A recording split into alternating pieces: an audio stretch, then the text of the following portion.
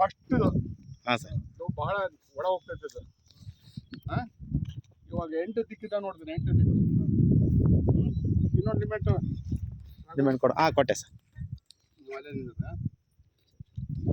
ఛత్రి ఉండాలని కదా ఇంట్లో.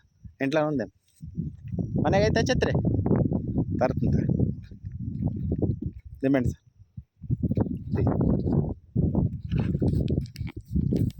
ಕ್ಯಾಂಪಲ್ಲ ಸರ್. ಒಂದು ಮಾಡಿ